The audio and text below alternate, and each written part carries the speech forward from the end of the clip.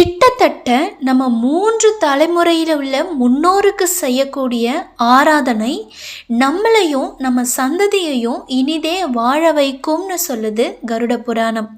அந்த கருட புராணத்தில் நம்மளோட முன்னோர்களுக்கு நம்ம செய்யக்கூடிய தர்ப்பணம், ஆராதனை ஆகியவை நமக்கு என்னென்ன நன்மைகள் எல்லாம் விளைவிக்குது, நம்ம செய்யாமல் விடுறதுனால, செய்ய தவறுதுனால என்னென்ன மாதிரியான பாதகங்களை நம்மளுக்கு உருவாக்குது அப்படின்றத கருட புராணத்தில் ரொம்பவே தெளிவாக சொல்லியிருக்காங்க. அதை தான் ரொம்பவே தெளிவாக இந்த பதிவில் நம்ம பார்க்க போகிறோம். இறந்த நம்ம முன்னோர்களுக்கு சிரத்தையுடன் நம்ம செய்கிற காரியமே சிராத்தம் அப்படின்னு சொல்கிறாங்க. சாதத்தை பிடிச்சி 6 பிண்டங்கள் வச்சு எள், ஜலம், தர்ப்பை கொண்டு அவங்கள ஆராதிக்கணும். தாத்தா, பாட்டி, முப்பாட்டன்கள், தாய், பாட்டி, கொள்ளுப்பாட்டி ஆகிய கோத்திர தாயாதிகளுக்கு ஒவ்வொருவரும் செய்ய வேண்டிய மிக முக்கிய கடமையாக இது சொல்லப்படுது. இந்த 6 பிண்டங்களையும் ஒன்றா இணைச்சி காகத்துக்கு வைக்கும்போது அதை உண்ணுவதன் மூலமாக நம்ம முன்னோர்களுக்கு அந்த ஆகாரம் செல்றதா ஐதீகம்.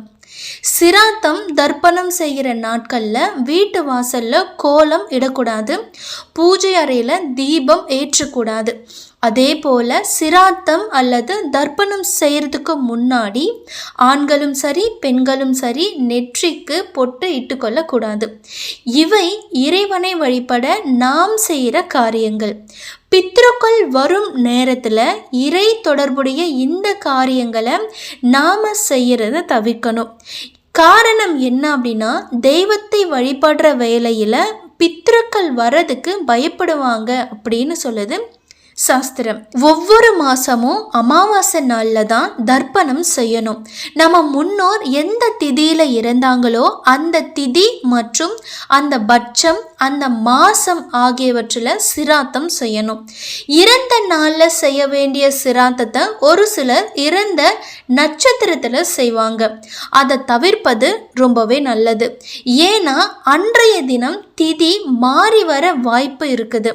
அதனால் இறந்த திதியில் சிராத்தம் செய்கிறதே ரொம்ப சிறப்பு. மனிதர்கள் தாம் வாழும் காலத்தில் தான தர்மங்கள் செய்துட்டு வர்றது ரொம்ப நல்லது. நம்மை பெற்ற தாய், தகப்பன் உயிரோடு இருக்கிற காலத்தில் அவங்களோட மனம் நோகாமல் நடந்து கொள்வது மிகப்பெரிய தர்மமாகும்.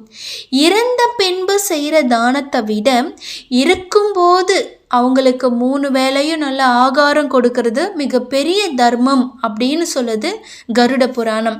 சிராத்தம், தர்ப்பணம், படையல், பித்ரு காரியம் என்றெல்லாம் பல்வேறு வார்த்தைகள் புழக்கத்தில் இருந்தாலும் அவை எல்லாமே ஒன்றை தான் குறிக்குது. நதிகள் பல இடங்களில் உற்பத்தியாகி பல ஊர்களின் வழியாக வரும்போது அவை ஆறு அப்படின்னு பெயர் பெற்று சமுத்திரத்தில் தான் கலக்குது. அதுபோல் நாம் செய்கிற சிராத்தம் ஒவ்வொரு வருஷமும் நம்ம முன்னோர் இறந்த திதியில் செய்யப்படுறது. தர்ப்பணம் அப்படின்றது ஒவ்வொரு அமாவாசை அன்னைக்கும் செய்யப்படுறது. படையல் அப்படின்றது வருஷத்துக்கு ஒரு முறை செய்யப்படுறது. ஆனால் இவை அனைத்துமே இறந்த முன்னோர்களுக்காக செய்யப்படுற சடங்குகள் தான். நம்ம செய்கிற இந்த ஆராதனைகள் நம்ம முன்னோர்களை சென்றடைஞ்சி அவர்களோட ஆத்மாக்களை குளிர்விச்சு நமக்கு அவர்களோட ஆசைகளை பெற்றுத்தரும் அப்படின்றது சத்தியவாக்கு. நவீன உலகம், விஞ்ஞான உலகம், கணினி யுகம் என்று காலம் வேகமாக மாறிடுச்சு. என் வாழ்க்கையே இயந்திரமாயிடுச்சு, தர்ப்பணம் செய்யவே நேரம் இல்லை அப்படின்னு பலர் இங்கே அங்கலாய்ச்சிட்டு தான் இருக்காங்க. மாதத்தில் ஒரே ஒரு முறை வருகிற அமாவாசைக்கே இப்படி சொல்கிறாங்க. ஆனால் வருஷத்துக்கு 96 முறை தர்ப்பணம் செய்யணும் அப்படின்னு சொல்லுது வேதம். ஆகவே எந்த சாக்கு போக்கும் சொல்லாமல் தட்டி கழிக்காமல் முன்னோரை உரிய காலத்தில் வழிபடுறது நமக்கு நன்மை பயக்கும் அப்படின்றத நம்ம மறந்துடக்கூடாது. இவை அனைத்தையுமே நம்மளால் செய்ய முடியல அப்படின்னாலும் ஆடி அமாவாசை தர்ப்பணமும் தை மாத அமாவாசை தர்ப்பணமும் அவசியமாக நம்ம செய்யணும். ஒவ்வொரு வருஷமும் செய்ய வேண்டிய சிராத்தம் விட்டு போனால் மகாலயபட்சம் அன்று தர்ப்பணம் செய்யணும்.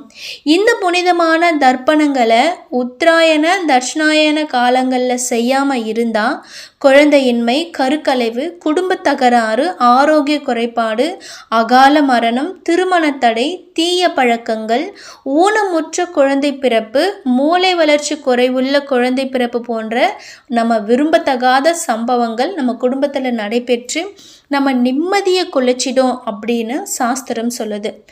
இவ தான் பித்ரு தோஷம், மாத்ரு தோஷம், நாதி தோஷம், பந்து தோஷம், புத்திர தோஷங்களாக திகழுது.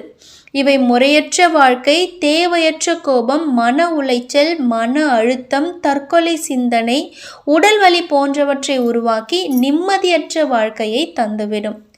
ஆத்மகாரனாகிய சூரியனும் மனோகரனாகிய சந்திரனும் ஒவ்வொரு மாதமும் ஒரு ராசியில் இணைவாங்க. அதையே அமாவாசைன்னு சொல்கிறோம். சூரியன் என்பதை பித்திருக்காரகன் என்றும் சந்திரன் என்பதை மாத்ருகாரகன் என்றும் சொல்லுது ஜோதிடம். ஆகவே சூரியன் சந்திரன் இணைகிற அமாவாசையில் இறந்த தாய், தந்தை மற்றும் பித்ருகளுக்கு தர்ப்பணம் கொடுத்து ஆராதிப்பது ரொம்பவே நல்லது அப்படின்றது சாஸ்திரம். இந்த வீடியோ உங்களுக்கு பிடிச்சிருந்தா ஒரு லைக் பண்ணுங்கள், ஷேர் பண்ணுங்கள். கண்டிப்பாக நம்ம சேனலை மறக்காமல் சப்ஸ்கிரைப் பண்ணி வச்சுக்கோங்க. நன்றி.